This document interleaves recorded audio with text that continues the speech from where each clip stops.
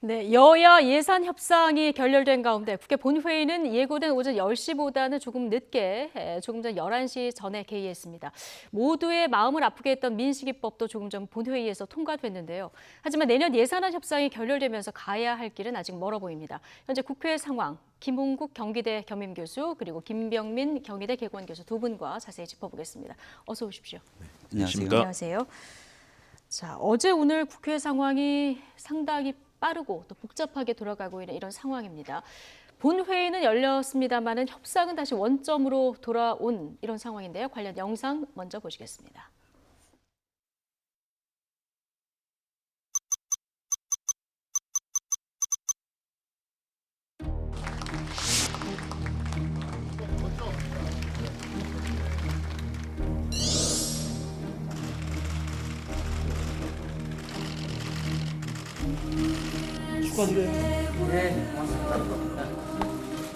민주와 동지로 말하면 김문영 동지보다 심재철 동지가 나랑 더 빨리 만났어. 간밤 동지. 그 자리에 이해찬 총리하고 노동장하고 막시고 서른 고대학생, 소대학생.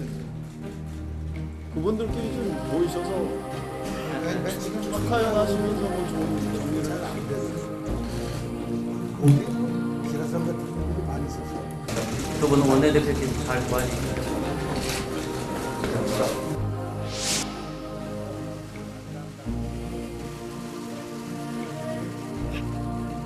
청와대와 관계 그리고 이 야당과의 관계 이런 부분들이 잘 풀어졌으면 좋겠습니다. 그래서 대표님은 또 동양의 선배님이시기도 하시고 또 새로 정책위의장님은 오랫동안 술친구이기도 하고 대화도 더 잘 되려야 합니다.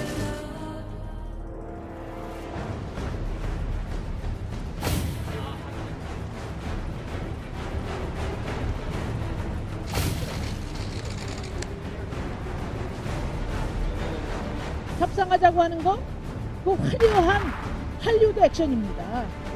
선거법과 검찰개혁, 이거 악법이다. 절대 반대다 이렇게 이야기한 사람입니다. 모든 수단과 꼼수를 동원해서 이 개혁을 막고 있습니다.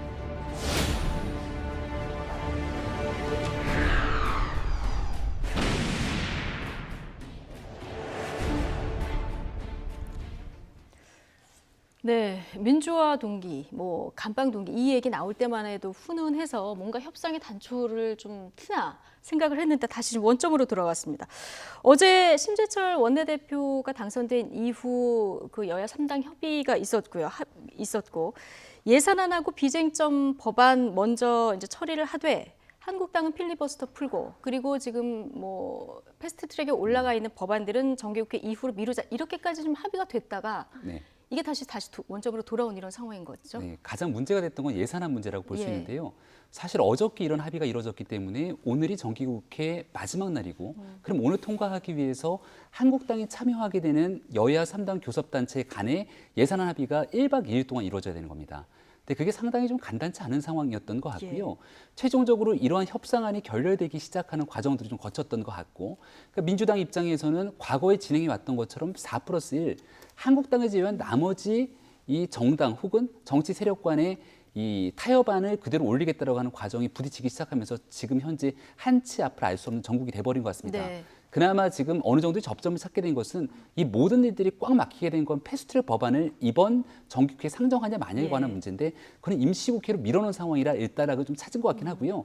마지막 오늘 시간까지 과연 여야가 이 예산안에 대한 합의를 바탕으로 이번 본회의, 오늘이 종료가 예정이 돼 있는 본회의에서 최종적인 타협안을 바탕으로 타결하게 될지가 굉장히 주목되는 상황입니다. 사실 500조가 넘는 그 예산을 하루 이틀 안에 심사한다는 것 자체도 좀 어려운 일이긴 한데 어쨌든 2시까지 지금 굉장히 국회는 긴박하게 흘러가는 이런 상황이 된 거예요.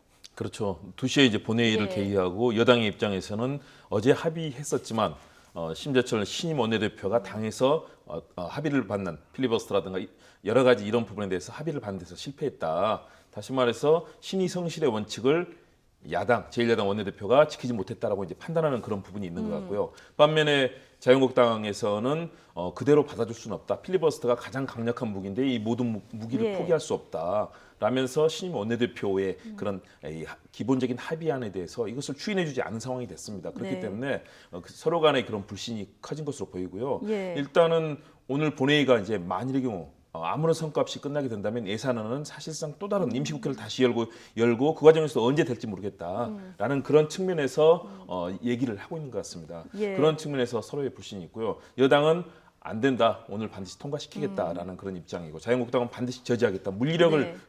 동원하겠다. 이런 얘기까지 나왔거든요. 예. 그런 측면에서 서로 간에 마지막 합의점을 찾을 수 있을지 결국 네. 정치는 협상의 미학이고 기다림의 미학이라고도 합니다. 네. 마지막까지 정말로 그 여야 머리를 맞대고 합의를 해주길 바라고요. 만일 그게 되지 않는다면 아마 여당과 이 4+1 협의체에서 최종적인 결단을 할 가능성이 저는 있다고 봅니다.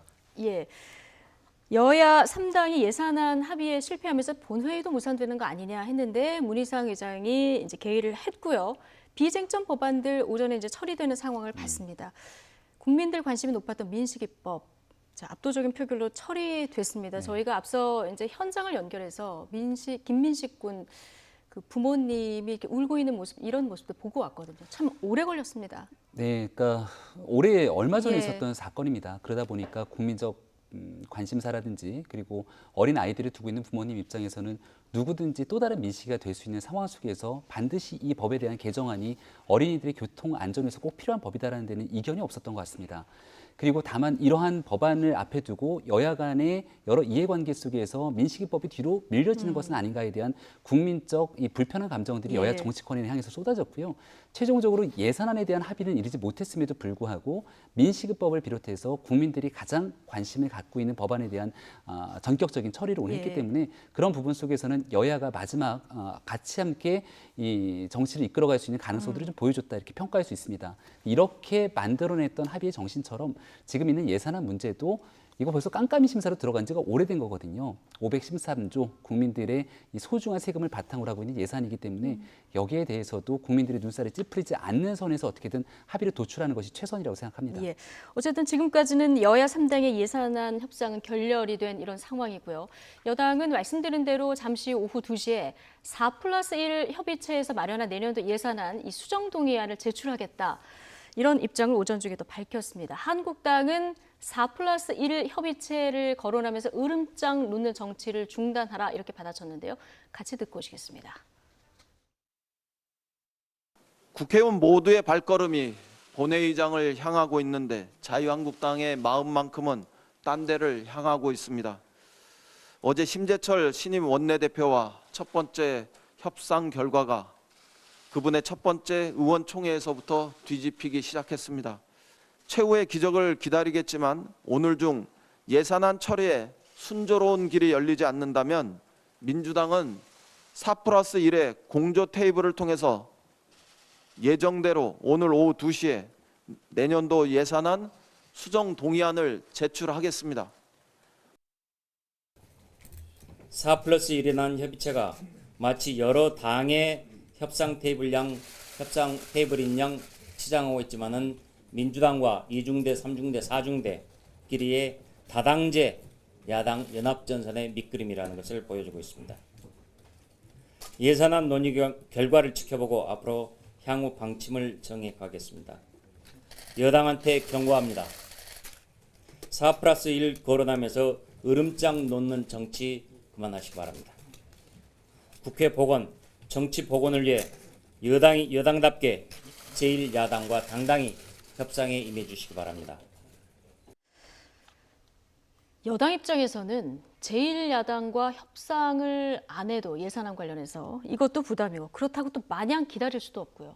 참 그러니까요. 곤란한 입장입니다. 여당 참 곤란합니다. 예. 왜냐하면 제1야당과 서로 간의 신사협정을 가지고 서로 간에 합의를 하지 않는다면 나중에 어떤 정치적 상황 되고요. 정기국회 끝난 다음이라도 임시국회라든가 그 이후에 진행되는 여러 가지 국회 일정에 있어서도 끊임없이 갈등이 이루어질 거고요. 제1야당 이름이 빠졌다. 다시 말해서 이 부분은 부담이 되는 거거든요. 정치적으로 굉장히 부담이 되기 때문에 어제도 신임 원내대표가 이제 이 선출이 되는 과정을 통해서 가능한 합의안을 마련하려고 예. 했던 것 같은데요. 이 부분에 있어서는 여당의 입장은 어떻게든 통과를 가능한 합의를 이루고 싶다라는 그런 마음이 있었던 것 같은데요. 그러나 지금 감액 규모가 지금 현재까지 나오는 걸 본다면 자유한국당은 약 4조 원대를 감액을 하겠다. 예. 그리고 더불어민주당과의 4+1 협의체에서는 약 1조 2천억 원 정도를 지금 감액하는 예. 그런 선을 얘기하고 있는 것 같습니다. 그래서 저는 이 부분을 놓고 마지막 좀 협의를 하면 된다. 예. 사실은 구체적인 내용들은 이미 사실은 소위와 소소위를 거쳐서 기본적으로는 어느 정도 합의가 돼 있고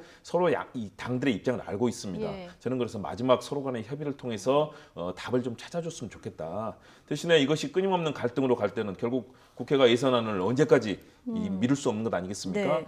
선진화법이 통과되기 이전에는 12월 31일까지 물기력을 쓰면서 서로 간의 그 이 폭력적인 양상들 많은 일이 벌어지는 것을 보셨을 겁니다. 예. 그러나 선진화법 통과 이후에는 그래도 이 정도 시간까지 오지는 않았습니다. 거의 다 합의가 됐었는데 지금 최장으로 지금 또 늘어지고 있습니다. 예. 저는 여당도 또 제1야당도 다른 정당들도 예. 최대한 국민이 지켜보고 있다는 그런 생각을 하고 마지막 합의를 좀 해주기를 기대합니다. 예, 뭐 오후 본회의까지 시간은 얼마 남지 않았지만 그래도 좀 어느 정도 협상이 물밑 협상이 좀 진척되기를 기대를 해보고요.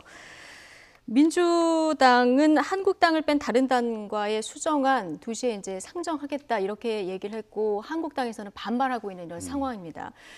필리버스터 카드 아직 철회하지 않았다 이런 얘기도 오전에 한국당에서 나왔는데요. 네. 자, 이렇게 다시 살얼음판으로 갈 가능성도 있습니까? 일단 예산안 같은 경우는 필리버스터의 대상이 아닙니다. 그렇기 때문에 예산안을 상정하게 됐을 때 필리버스터로 이 부분을 무기한 네. 연기할 수는 없는 상황으로 보고요. 예, 근데 유치원 3법 같은 경우는 다만- 이게 쟁점 법안이냐 네. 비쟁점 법안이냐 이게 여야 시각이 다른데 이게 숙려 기간이 끝나서 자동 지금 네. 상정된 거 아니겠습니까? 맞습니다. 예. 330일이라고 하는 기간이 다 끝났기 때문에 거기에 대해서는 국회 선진화법에 따라서 자동으로 부의되고 상정될 수 있는 과정들을 거치게 되는 예. 것이고요. 나머지 있는 법안들을 기준으로 한국당이 필리버스터 등에 대해서 어떠한 방식으로 나오게 될지는 아직 가늠하기가 좀 어려운 상황입니다. 지금 현재는 여당과 야당 모두가 다 상당한 부담을 갖고 있다고 보는데요. 여당 입장에서 가지고 있는 부담은 제1야당인 자유한국당을 배제한 채로 이 예산안을 그대로 통과시켰을 때 나타나게 되는 엄청난 후폭풍이 아마 상당한 부담일 겁니다. 예산 심사할 때부터 벌써부터 나오고 있는 얘기는 국민들을 향한 민생 예산이 분명히 있을 텐데 네. 여기에 대한 심사 과정에서 지역구 예산 챙기기에 나선 것 아니냐. 이거 한 해 두의 얘기가 아니라 늘 있어 왔던 얘기로 볼 수 있거든요. 이러한 모든 부담을 사실상 여당이 짊어지게 될 가능성이 있고요. 이 예산안 합의 처리가 되지 않았다고 해서 이 마지막으로 막아서서 예산안이 제때 처리되지 못하도록 밀어내게 되는 거에 대한 부담도 결국 한국당이 마찬가지로 지게 될 겁니다. 예. 그래서 앞서 정치적 묘수를 좀 찾아야 된다고 말씀을 드렸던 것은 100% 서로가 만족할 수 있는 법안들을 가져가기는 상당히 어렵겠으나 일단은 어느 정도 한 발씩 양보하는 상태로서 예산안을 좀 처리할 수 있는 가능성을 주고 어차피 내년도 4월 달에 선거를 통해서 21대 국회가 새로 구성됩니다. 그러면 아마도 21대 국회에서 추가 경정 예산안이 올라오게 되는 과정으로 다시 한번 예산 조정이 있게 될 것인데 네. 국민들로부터 할 수 있는 최소한의 교집합을 바탕으로 여기에 대한 심사를 좀 마치는 것이 국민 보기에 적합한 처사가 아닌가 싶습니다. 예. 오늘 본회의에서 선거법 개정안 그리고 검찰개혁 법안들 이거는 이제 오늘 상정하지 않고 11일 이후 임시국회로 미뤘는데 지금 가장 불안한 정당은 정의당 아닐까 싶습니다. 심상정 의원이 굉장히 강한 또 메시지를 냈던데요. 그러니까요. 임시국회로 이제 가게 되고요. 임시국회에 갔을 때 자유한국당의 필리버스터가 이제 아주 강력하게 작동을 할 예. 겁니다. 그런 측면 그리고 특히 걱정하는 것은 이 양당 다시 말해서 더불어민주당도 사실은 정말 선거구제 개혁이 되면은 이 의석에서 손해를 보는 것은 자유한국당뿐만 아니라 더불어민주당도 예. 큰 손해를 보게 돼 있거든요. 그런 측면에서 집권 여당이 혹시라도 자유한국당과 같이 합의를 정의당이라든가 이런 그동안의 다른 정당들과 협의했던 내용들과는 다르게 합의할 가능성에 대한 예. 우려를 또 하고 있는 것이고요. 더불어서 임시국회로 넘어갔을 때는 사실은 계속 시일이 끌리게 될 경우에는 네. 이제는 선거법과 관련된 그 시한들을 넘기게 될 가능성들 이 부분에 대한 이 걱정도 있는 것 같습니다. 그렇기 때문에 반드시 약속을 지키라. 지금 심상정 예. 대표는 아주 강력한 톤을 좀 손흥민처럼 얘기하고 있거든요. 원더골 터트려라. 여당이 그렇습니다. 압박하고 원더골 있습니다. 70m 예. 뭐 드리블하듯이 네. 가라는 얘긴데요. 그러나 또 집권 여당의 부담 또 만만치 않기 때문에 이 부분이 예. 정말 고체 방식처럼 풀어야 되는 지금 그런 어려운 상황입니다. 예, 네. 그런데 만약 임시국회 열려서 이런 그 패스트트랙에 올려진 법안들 표결 처리로 가면 어차피 한국당 불리해지는 상황 아닙니까? 한국당은 일단 필리버스터를 첫 번째 할 것이고요. 예. 그럼 임시국회가 끝나게 되고 또다시 두 번째 임시국회가 열게 되면 거기는 표결 처리를 할 수밖에 없습니다. 그렇죠. 현재 한국당이 얘기하고 있는 것은 무제한 수정 법안들을 발의하면서 계속 시간을 좀 지연시키는 전술을 쓰겠다라는 예. 얘기도 나오고 있는데요. 얼마나 현실 가능성이 이렇게 다가올지는 아직 우리가 한 번도 경험해보지 못한 터라 여기에 대해서 예단하기는 쉽지가 않습니다. 다만 12월 17일이 21대 국회 예비후보 등록일입니다. 그렇기 때문에 예비후보를 등록하고 선거에 대한 운동이 계속 돌아가고 있는 상황인데 그 뒤에 만약 지역구에 대한 의석을 상당 부분 줄이거나 조정하게 되는 법안이 통과되게 된다면 이를 현실적으로 이끌어가기는 상당한 부담일 겁니다. 예. 그러니까 한국당이 선거제도 개편안에 대해서 최종 합의를 안 하게 되면 지역구석 28개를 줄이게 되는 선거제도 안에 대해서 찬성할 거냐 반대할 거냐 딱 그 한 가지 선택만 남게 되는 거거든요. 그러니까 최종적으로 더 미뤄지는 상황에서 이렇게 28개 지역구를 다 조정하게 되는 법안들을 처리하는 데에 따른 부담감 때문에 아마도 예. 여기에 대해서 가결하기가 쉽지 않을 거다라는 게 한국당의 생각인 것 같다는 그런 의견도 듭니다. 김홍국 교수님은 어떻게 보십니까? 저는 정치적으로 바람직하지 않다. 예. 사실은 그동안 20여 년 가까이 선거제 관련 개혁은 논의가 되지 않았습니까? 네. 지금 가장 마지막 소위 말해서 패스트트랙이라는 법이 정하는 절차에 따라서 마지막 단계에 와 있습니다. 또 이것을 좌절시키기 위해서 여러 가지 개정안을 내고 수정안을 내면서 이것을 계속 사실상 사보타지하는 그런 형식이거든요. 예. 필리버스터라는 것은 합법적인 의사진행을 방해하는 것이지만 그것도 무제한으로 할 수 있는 것은 아니거든요. 그런데 이것들을 아주 편법적으로 해서 또 그리고 오늘 예산안도 마찬가지입니다. 지금 여기에 대해서는 뭐 기표소에서 오래 예. 대기하고 함으로써 시간을 끌게 하고 통과를 못 시키게 하겠다. 여러 가지 전략 전술을 지금 얘기하는데요. 결국은 국민들이 필요로 하는 예산안과 또 그동안의 많은 정치개혁의 방향들 사실상 비례성을 높이고 20%를 득표하고 의석은 40%를 가져가는 이런 유권자의 표심이 왜곡되는 현상을 막는다는 것이 예. 이 선거제 개혁의 근본 취지 아니겠습니까? 예. 이런 전반적인 것들을 다 되돌린 채 이런 꼼수처럼 작은 그런 방해 전략으로 나간다. 예. 그것은 저는 정치 도의에는 맞지 않는 것이고요. 만일의 경우 자유한국당이 정말로 심판을 받고 싶다면 이 당에서 냈던 지역구만으로 구성하는 안에 대해서 정말 국민적 심판을 받을 수 있는 방법을 찾아야 되는데 지금은 정당 의석수에서 다수에 의해서 지금 밀려 있는 상황이거든요. 예. 저는 모든 상황은 지금 국회라는 또 입법부라는 구성이 돼 있는 상황에서는 마지막 표결에 따라서 받아들일 수밖에 없는 한계를 항상 모든 것을 갖고 있다고 봅니다. 그렇다면 지금 마지막 막바지에 와 있는 패스트트랙이라는 모든 절차를 거쳤을 때는 자유한국당도 이것은 받아들여야 되는데 이것을 물리력으로 막겠다? 과연 그것이 가능할 것인가? 대신에 집권 여당은 마지막까지 협의하는 모습을 보임으로써 최소한 국민들이 봤을 때 정말 최선을 다했구나라는 모습을 보여줘야만 그것이 국민들께 정당성을 인정받을 수 있을 거다라는 측면에서 마지막 여당과 야당이 끝내 손을 잡기 위해서 노력하는 모습을 좀 보여줄 필요가 있다고 봅니다. 예. 국회가 워낙 복잡하다 보니까 이 제1야당의 새 원내대표가 누가 될까 어제 굉장히 관심이었는데 오선의 심재철 의원이 당선이 됐고 정책위 의장에는 이제 따라서 김재원 의원. 그래서 친박과 비박의 콜라보다 이런 얘기도 나오고요. 전체적으로는 좀 황심을 견제하는 이런 어떤 한국당 의원들의 표심이 모아진 거 아니냐 이런 분석도 있던데요. 교수님은 어떻게 보십니까? 굉장히 복합적인 상태이기 때문에 네, 이것을 너무 한 가지 복합적이죠. 방향으로 정리하기 좀 어려울 거라는 생각이 예. 듭니다. 김재원 의원은 누가 뭐래도 황교안 대표와 가까운 인사이기 때문에 황심에 대한 견제다 또 이렇게 분석을 해야 되는 것이냐라는 고민이 있을 네. 것이고 심재철 의원에 대한 분석은 아마 명확할 것 같습니다. 5선 중진의 수도권의 의원이기 때문에 최근 벌어지고 있는 여러 가지 얘기 속에서 한국당의 중진들이 대다수 용퇴해야 되고 초재선 중심 혹은 새로운 사람으로 완전히 변화해야 된다는 구도들이 일부 형성이 되는 것 같았는데 거기에 대해서 준해서 나왔던 게 바로 수도권의 김성동 원내대표 후보가 아니었겠습니까? 네.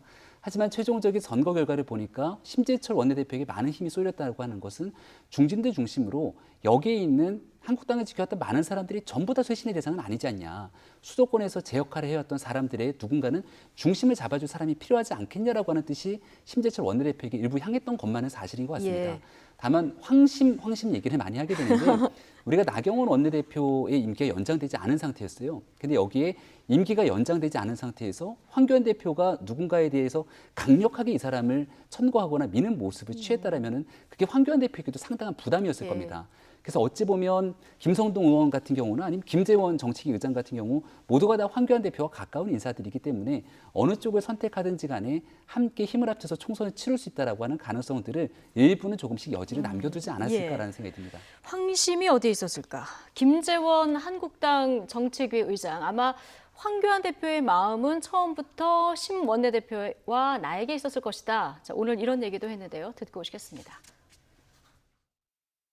자꾸 황심이라고 하는데 예. 황교안 대표는 당연히 원내대표 선거에는 관여하지 않으셨고 또 그 서울대학교인가요? 그 예. 강연하고 나오시면서 원내대표는 어떤 분이 되어야 되냐라고 기자의 그 질문에 대해서 예.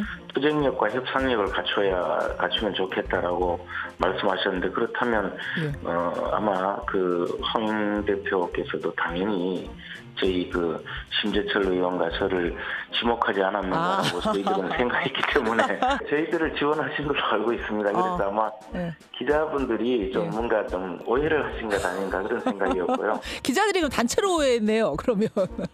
아무래도 김선동 의원보다는 제가 더 젊거든요. 그래서 그 부분도 저희들이 뭐 경쟁력이 있다고 생각해요. 네. 내가 더 젊다. 참고로 말씀드리면 김재원 의원이 김선동 의원보다 한 살 더 어리다고 합니다. 네, 어쨌든 뭐 여러 가지로 황심이 처음부터 우리에게 있었을 것이다 이런 얘기를 하는 걸 듣고 오셨는데 사실 나경원 원내대표 시절에 황교안 대표하고 좀 불협화음 논란이 있지 않았습니까?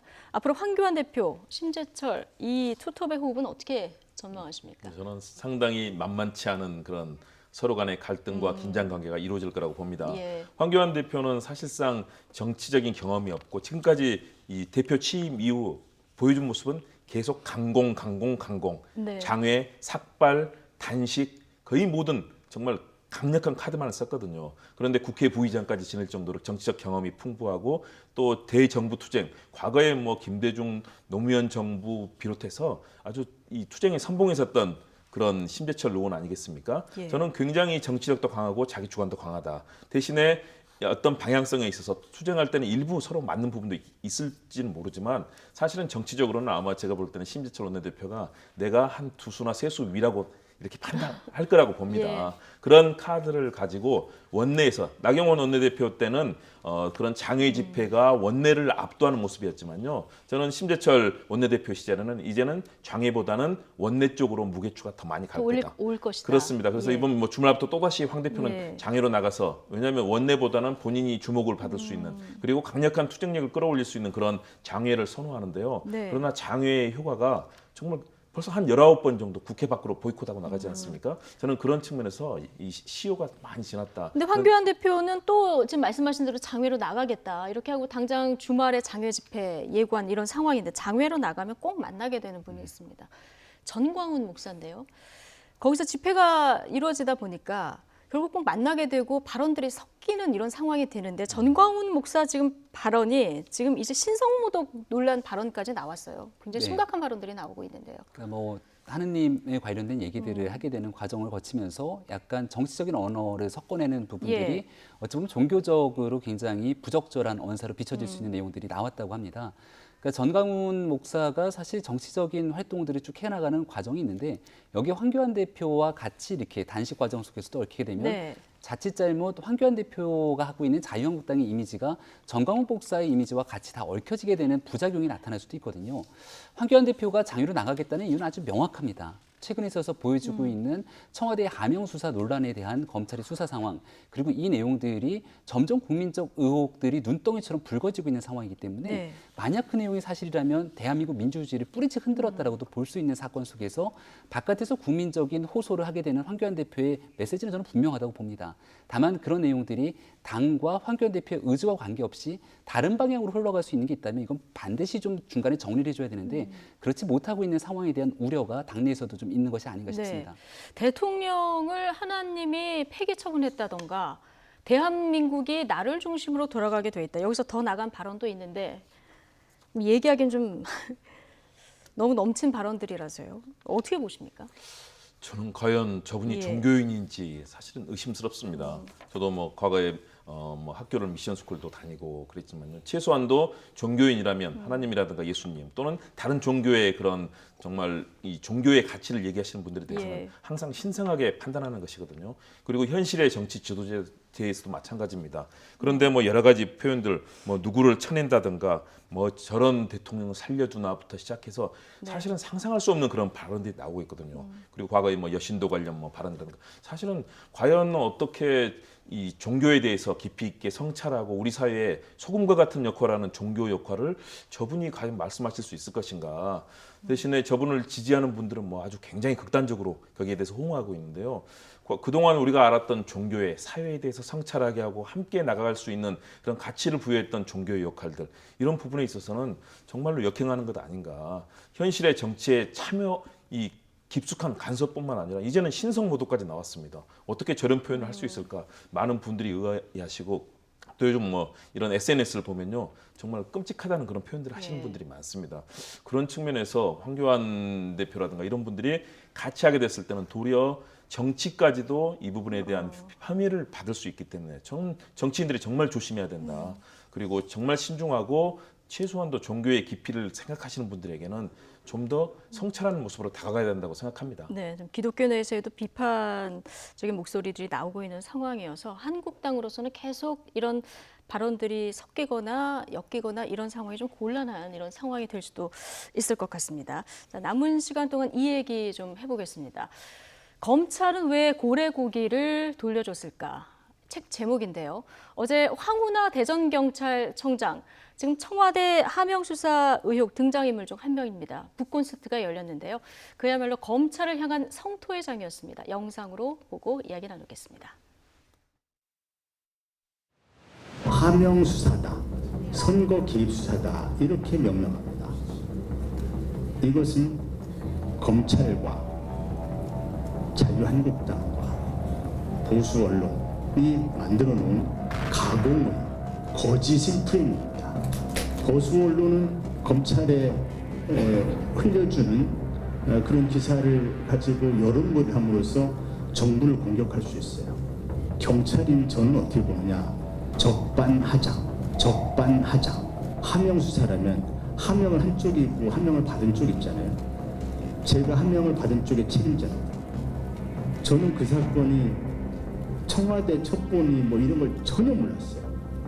또 그 사건과 관련돼서 청와대는커녕 경찰청 누구하고도 한 차례도 연락이 오고 간 적이 없어요. 네. 검찰은 왜 고래고기를 돌려줬을까? 대표적인 검경 수사권 관련해서 이제 갈등을 겪었던 이런 사건인데, 이것을 이 수사 과정의 일들을 책으로 담아낸 책입니다.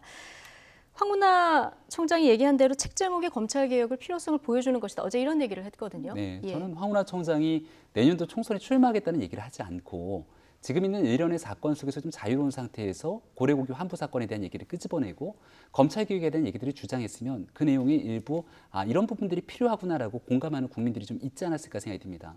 하지만 본인 스스로가 지금 현재 총선에 출마하겠다는 의지를 강하게 피력하고 있는 현직 경찰, 이 대전경찰청장의 신분이잖아요. 현직 신분의 부적절성도 있거니와 고래고기 환부 사건과는 전혀 다르게 일단 지금 제기되고 있는 의혹들에 대한 전혀 명확한 답들이 나오지 않고 있습니다.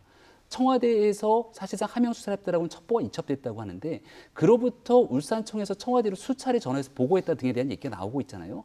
그럼 왜 울산에 있는 경찰에서는 이러한 방식으로 청와대의 수사 상황들을 보고했는가에 대한 물음. 그리고 두 번째로 울산에서 참고인으로 송병기 경제부시장을 참고인 조사를 했는데 여기에 가명을 적어서 조사를 하고 참고인 조서를 적시한 다음에 본청에는 제대로 보고조차 하지 않았다 등에 대한 얘기들이 나오고 있는 상황이란 말입니다. 그럼 이러한 일들에 대한 명확한 내용들이 나오지 않는 상황이라면 결국은 검찰의 최종적인 수사를 통해서 하명 수사가 있었는지 없었는지를 확인하게 되는 과정을 거치게 되거든요. 근데 지금은 이 경찰 조직을 위해서 일하게 되는 황운하 청장의 모습보다는 내년 총선에 출마하려고 하는 한 정치인의 입장에서 나에 대한 공세를 비껴나가기 위해서 오히려 검찰을 공격하는 것 아니냐, 이런 인상을 줄 수도 있는 상황이기 때문에 오히려 본인이 오랫동안 몸담았던 경찰 조직을 위해서라도 본인 스스로가 목소리를 내는 정치적인 측면에서는 굉장히 좀 차분하고 신중할 필요가 있다는 생각이 듭니다. 어제 저 북콘서트 자리에서 이제 하명 수사 관련 검찰 개혁 발언이 굉장히 거세게 나왔었는데, 이거는 한국당과 보수 언론의 거짓 프레임이다. 한마디로 이제 적반하장이다. 이런 얘기를 굉장히 강하게 피력했습니다. 어떻게 들으셨습니까? 과거 저도 사건 기자 시절부터 예. 그러니까 한 30년 가까이 황운하 청장의 행보를 지켜본 입장이고요. 검찰도 마찬가지 이 관계를 봤었는데요. 황운하 청장은 그동안 이 검경 이 수사권 조정 문제 그리고 개혁에 대해서는 아주 강한 거의 뭐 자기 자신이 상징적인 인물이죠. 그렇죠. 예. 그리고 검찰로부터 무수한 감시와 뭐 이런 협박 비슷한 상황까지도 무수하게 겪으면서도 자기 발언을 했던 사람이거든요. 자기 소신 발언을 평생 걸쳐서 저는 해온 모습들을 봤는데요. 이 부분이 다소 과하게 느껴질 수 있을 정도로 검찰 개혁에 대해서 얘기를 하고 있습니다. 아마 그것은 그동안에 검찰이 보여줬던 무소불위의 그런 행태들 그리고 스스로는 개혁하지 않으면서 보여줬던 여러 가지 검찰의 모습에 대해서 비판적인 목소리를 낸다고 생각을 하는데요. 대신에 저는 톤들은 조금 더 절제할 필요는 예. 있다고 봅니다. 왜냐하면 검경 수사권 조정과 관련해서 많은 부분들 이미 공수처법이라든가 수사권 조정법에 따라서 예. 지금 국회에서 논의가 되고 있는 상황 아니겠습니까? 거의 모든 상황이 진전이 되고 있는데 대신에 이제 자신을 겨냥해서 많은 부분들이 오고 있는 여러 가지 옥죄어 오는 부분들에 예. 대해서 아마 이 부분을 아주 이 불편한 심기를 강력하게 표현한 것 같은데요. 예. 저는 좀 더 차분한 톤으로 검찰에 대한 개혁들 그리고 경찰 스스로도 또 어떻게 스스로 개혁해낼 것인가 이런 얘기들을 좀 진솔하게 한다면 훨씬 더 다가갈 수 있을 것이다. 그리고 그동안 해왔던 얘기에서 저는 큰 틀에서 벗어나지 않는다고 봅니다. 예. 그런 그러니까 발언의 검찰 개혁의 뭐 당위성을 얘기하는 부분이라기보다는 아까 말씀하신 공무원 신분이기 때문에 이 부분에 대해서 지금 선거법이 저쪽 되느냐 마느냐 이 부분에 대한 그 논란도 조금 있는 것 같아요. 어제 왜냐하면 현장에서 뭐 황운하를 국회로 이런 응원 메시지들이 나왔고 황운하 청장 자체가 주의를 좀 해달라 이렇게 당부하는 모습도 나왔었거든요. 그러니까 북콘서트 자체에 대해서는 선거법상 문제가 없다는 예. 선관위 유권 해석이 있었고요. 대신에 이제 거기서 지지자들의 돌출 발언들이 나올 수 있는 부분이 있었기 때문에 예. 본인도 아마 주의를 시킨 것으로 보이는데요. 대신에 역시 법을 다루는 사람 아니겠습니까? 예. 당연하게 선거법이라든가 또는 그런 절차에 대해서는 저는 철저하게 준수해야 된다고 보고요. 네. 지금의 검경 갈등 이 부분을 어떻게 우리 사회에 도움이 되는 방향으로 갈 것인가. 저는 검찰도 수용해야 되는 부분이 있고 경찰도 마찬가지로 네. 내부에 그동안 있었던 다양한 부조리라든가 이런 부분을 개혁해야 되는 측면이 있습니다. 네. 그리고 정말 자치경찰이 됐을 때 뭐 여러 가지 논의가 되고 있지 않습니까? 이런 부분들을 경찰도 정말 겸허하게 국민을 바라보는 목소리를 내야 되고요. 또 검찰도 마찬가지로 봅니다. 예. 검찰의 그동안의 무소불위의 잘못된 그런 권력 행사 이런 부분에 대한 아마 비판적 시각이 담겨 있을 텐데 네. 이 부분을 좀 더 국민들께서 받아들이기 쉽게 예. 그런 표현으로 가면 훨씬 더 예. 좋을 것 같습니다. 국회에서의 이 검찰개혁 법안 통과를 앞두고 지금 검찰과 경찰의 신경전은 더 거세지는 상황이고 지금 김기현 전 시장 수사 경찰관들 검찰의 소환 요청을 받았는데 11명 모두 지금 안 나가고 있는 이런 상황이고 그러다 보니까 검찰은 또 체포영장 검토하겠다 네. 이렇게 신경전이 최고조에 이르고 있는 상황입니다. 황운하 청장 소크라테스 심정으로 검찰이 부르면 나가겠다 이런 얘기를 했거든요. 네, 본인 입장에서는 지금 자신에게 제기되고 있는 것들이 명확한 사실과 진실에 따른 것이 아니라 정치적인 공세에 따른 것이라는 생각을 갖고 있는 것 같습니다. 여기서 소크라테스가 과거 했던 부분들처럼 나가서 마지막까지 최종적인 변론을 펼치겠다라고 얘기했지만 과거 소크라테스가 얘기했던 것처럼 악법도 법이다라고 하는 생각들을 가지고 있다면 현재 이루어지고 있는 구조 속에서 본인이 해야 되는 역할을 좀 분명히 할 필요가 예. 있습니다. 지금은 경찰 조직이 얘기하고 있는 것처럼 검찰 조직에 문제가 있다고 볼 수도 있습니다만 오히려 국민들이 바라보고 있는 현재 드러나고 있는 사실은 경찰에서 수많은 권력과의 유착관계를 통해서 야당 정치를 사찰하거나 탄압한 것 아니냐라고 하는 의구심도 점점 커지고 예. 있는 상황이거든요. 여기에 대한 명쾌한 진실들은 사실은 법 앞에서 규명될 수 있는 상황들이 아주 빠르게 나타날 거라고 보고요. 예. 개혁에 관한 이슈들은 이제 입법부로 넘어간 상태에서 국회로 공이 넘어가 있기 때문에 국회에서 검찰과 경찰에 관한 개혁들에 대한 부분들은 잘 처리될 수 있도록 오히려 거기에 뒷받침해주는 역할들이 현직에 있는 사람들의 역할이 아닌가 생각합니다. 예, 알겠습니다. 오늘 두 분 말씀 여기까지 듣겠습니다. 김홍국 경기대 겸임교수 그리고 김병민 경희대 개공교수 두 분과 함께했습니다. 고맙습니다.